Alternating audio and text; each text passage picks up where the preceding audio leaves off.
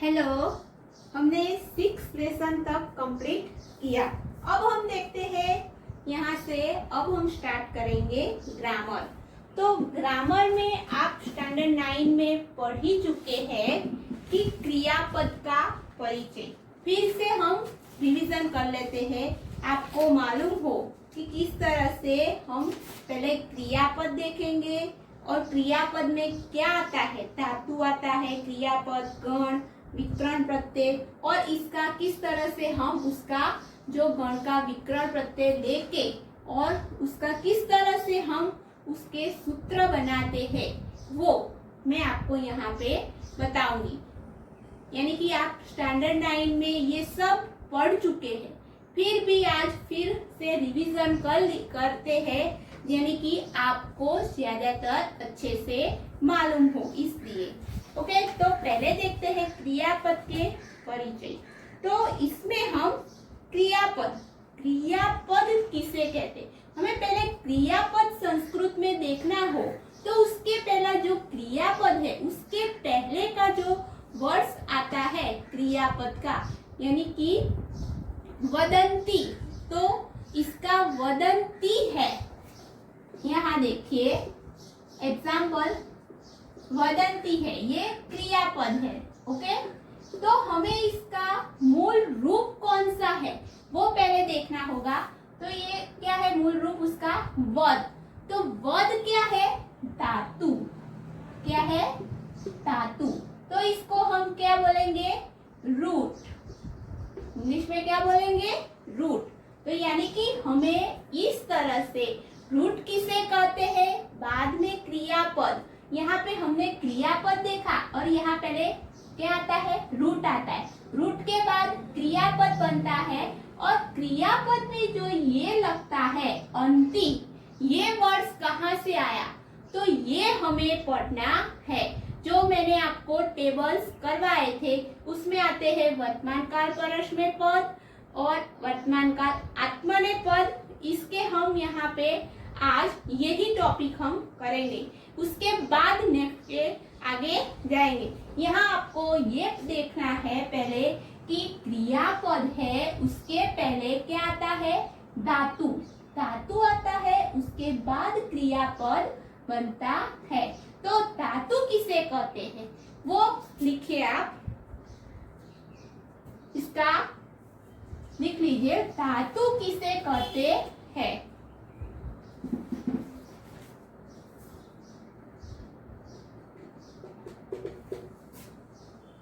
यानी कि a root.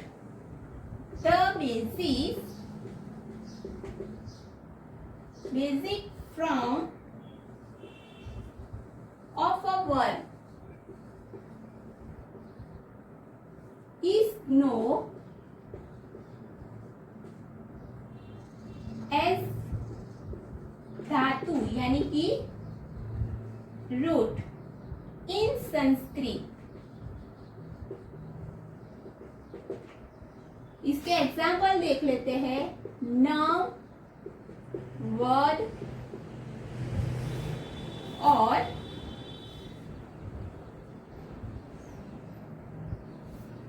Wish.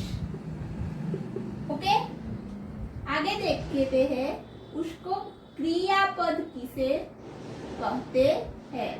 इसकी परिभाषा लिख लीजिए, यानी कि इसके डेफिनेशन। यानी क्रियापदम, तो इसको क्या बोलते हैं? अ वर्ड जिस पद में क्रिया होती है। यहाँ पे हम बाय एडिटिंग content suffix, यानी कि प्रत्यय। सुफिक्स को क्या बोलते हैं? प्रत्यय। To root a word is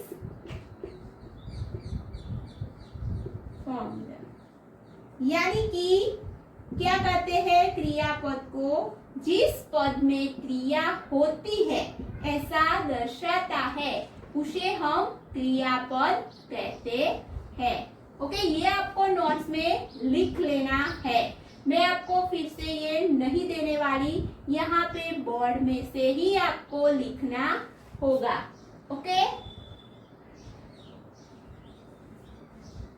और फिर आता है गण, यानी कि गण किसे कहते हैं? गण यानी कि इसको बोलते हैं कंजक्शन। कंजक्शन किसे कहते हैं? क्रियापद के जो मूल रूप है उसको धातु कहते हैं, और जो गण है जो हमारे संस्कृत में क्या है? 10 गण होते हैं। कितने? 10। तो हमें 10 गण है, उसमें से हमें कई अलग अलग 10 ग्रुप में होते हैं, तो हमें सब नहीं पढ़ने हैं। तो हमें कितने गण पढ़ने हैं? 1, 4, 6 और 10। ये 4 ही गण हमें पढ़ने हैं। और इसके आगे इसका प्रत्यय, विकर्ण प्रत्यय कैसे होता है? गण को आपको पता चल गया, यानी कि गण यानी कि कंजक्शन। कितने बार पढ़ने हैं? 1, 4, 6 और 10, ये हमें पढ़ने हैं। और बाद में आता है विकर्ण प्रत्यय। तो उसमें यानी कि जो धातु है उसी रूप को हम, जब धातु को उसके क्रियापद में हम लिखते हैं, क्रियापद बनाते हैं, तब उसमें विकर्ण प्रत्यय लगता है। यानी कि जो कंजक्शन है, गण है, यानी कि फर्स्ट वाला गण, तो इसका विकर्ण प्रत्यय क्या होगा? इसका अ। इसी तरह से 4 गण, तो इसका क्या होगा? य। 6 गण, तो इसका क्या होगा? अ। और 10वां गण, तो इसका होगा अय। तो ये है, ये शब्द क्या है? विकर्ण प्रत्यय। और ये है गण। पता चल गया कि गण किसे कहते हैं और विकर्ण प्रत्यय किसे कहते हैं। ये आपको पता चल गया होगा, तभी मैं आगे आपको टेबल बताऊंगी और उसमें से किस तरह से हम उसको, जो धातु है उस पर से गण लेके, उसका विकर्ण प्रत्यय लेके किस तरह से क्रियापद बनाते हैं, वो मैं आपको बताऊंगी। ओके, तो यहाँ पे ये सब आप लिख लीजिए। बाद में आगे का देखते हैं, सूत्र बनाते हैं, और बाद में पहले टेबल देखेंगे वर्तमान काल परस्मय पद का, ये देखेंगे। उसके बाद सूत्र बनाना सिखाऊंगी। उसके बाद हम किस तरह से बनाते हैं वो मैं आपको बताऊंगी। ये सब लिख लीजिए।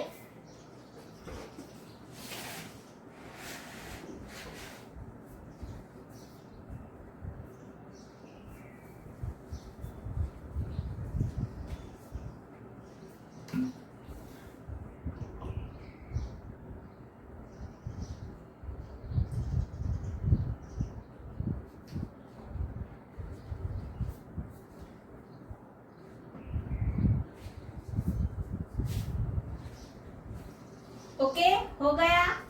अब आगे लिखिए, टेबल ड्रॉ करना है।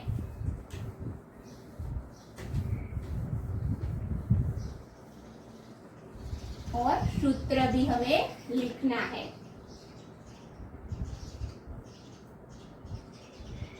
पहले हम धातु और गण लेके किस तरह से उसमें बनता है वो देख लेते हैं।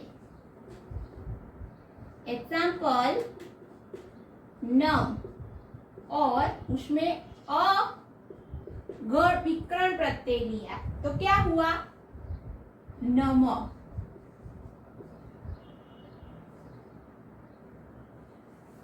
तुष प्लस यह, तो इसका क्या होगा? तुष्य। यानी कि यहाँ फर्स्ट वाला और यहाँ फोर वाला। ओके, तुष, और उसमें य हम उसमें लगाते हैं तो उसका श है वो क्या हो जाता है, आधा हो जाता है। इसी तरह से हम 10वां गण देखते हैं, गण प्लस अय।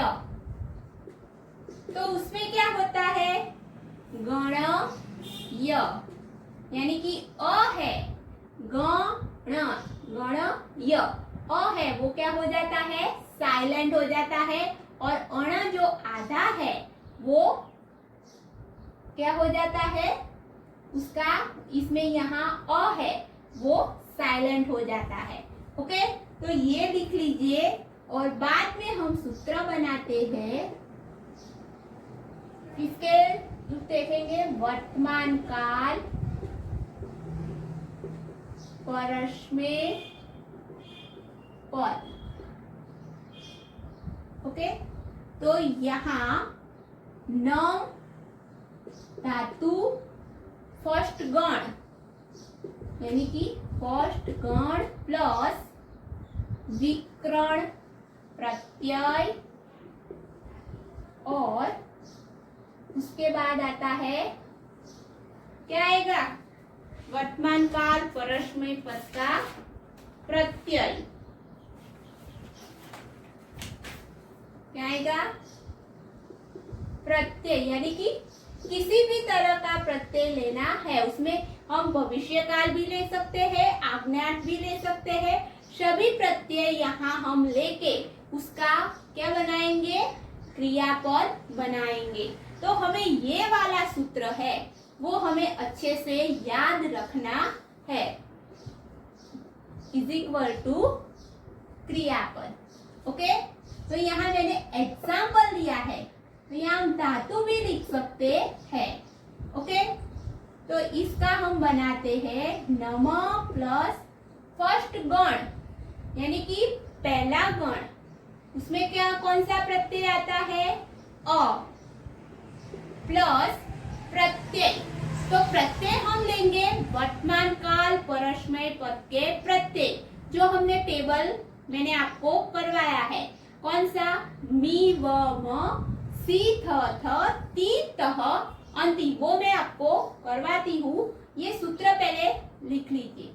विकर्ण प्रत्यय कौन सा है, अ, फर्स्ट गण और अ विकर्ण प्रत्यय, उसमें प्रत्यय कौन सा लगाएंगे, अंति, यानी कि अन्य पुरुष बहुवचन का। तो क्या होगा यहाँ पे, नमन ती, ये हुआ क्रियापद। नम, उसमें हम अ लगाएंगे तो नमन ती, इस तरह से हुआ। ओके, तो यहाँ पे आपको सूत्र मालूम हो गया होगा, तो ये लिख लीजिए। इसी का हम फोर गण है, वो लेके भी हम इसी तरह से सूत्र बनाकर क्रियापद बना सकते हैं। ओके, ये हो गया। अब लिखिए टेबल।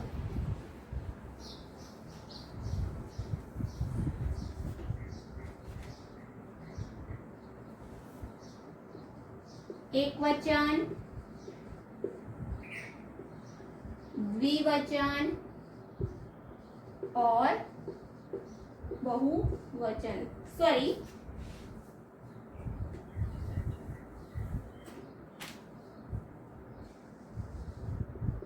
एक वचन,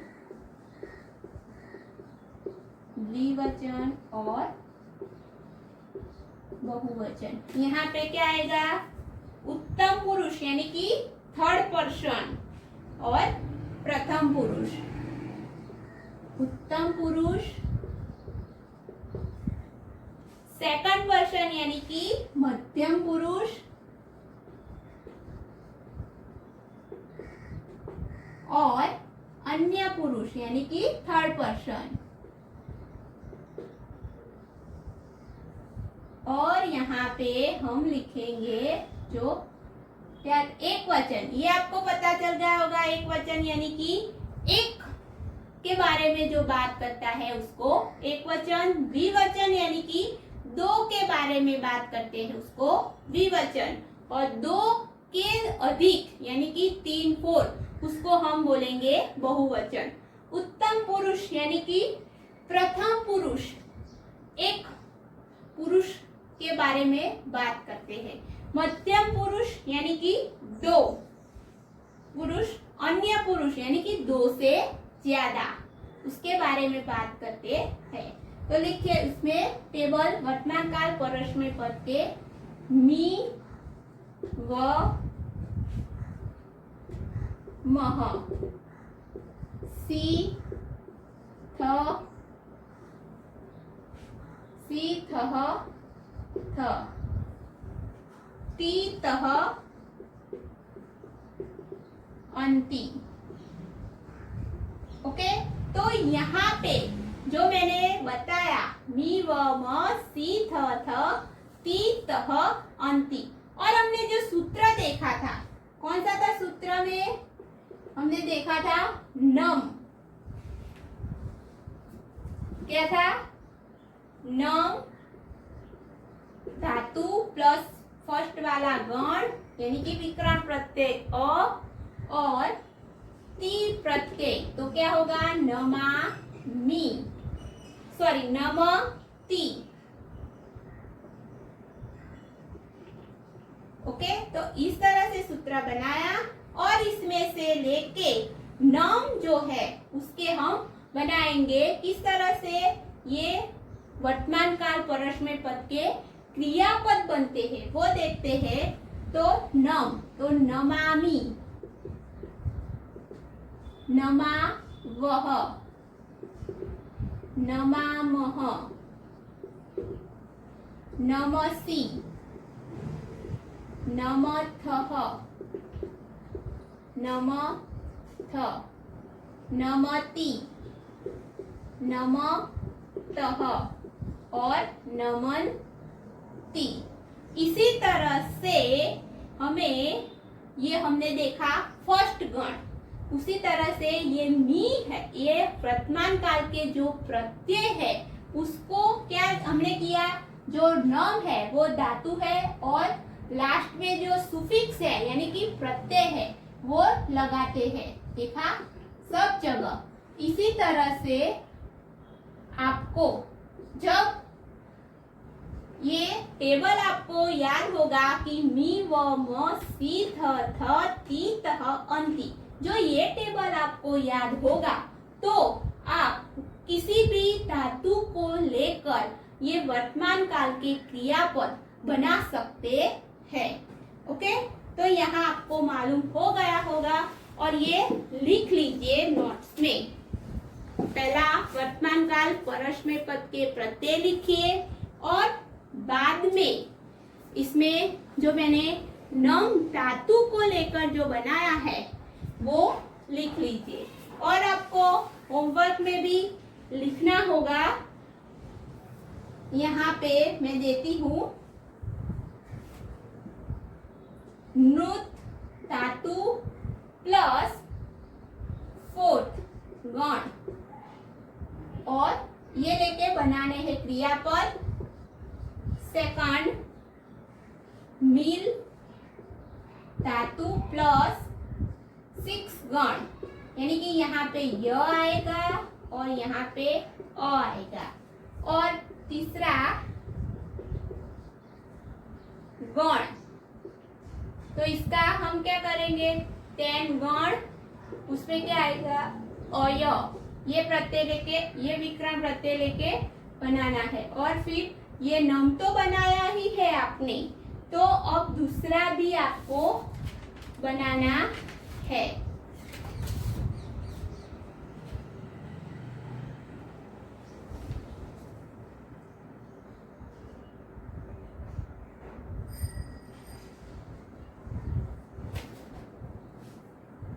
वर्ब प्लस फर्स्ट गण यानी कि अ, इसको लेके ये चारों के चारों टेबल इसी तरह से ड्रॉ करके आपको होमवर्क में इसको लिखना है। और नेक्स्ट लेक्चर में हम यहाँ पे हमने वर्तमान काल परस्मय पद देखा है, तो नेक्स्ट लेक्चर में मैं आपको उसका वर्तमान काल आत्मनेपद पद उसके बारे में हम टेबल के बारे में हम पढ़ेंगे। ये चारों जो मैंने गण ने धातु दिए हैं उसके 4 गण है। मैंने लिख दिया है कि धातु के बीच में जो गण है यानी कि 4th वाला गण लेके आपको सूत्र लिख के इस तरह से टेबल लिखना है। ओके, तो यहाँ पे वर्तमान काल परस्मय पद वो हम कंप्लीट करते हैं, ग्रामर का फर्स्ट वाला टॉपिक। ओके।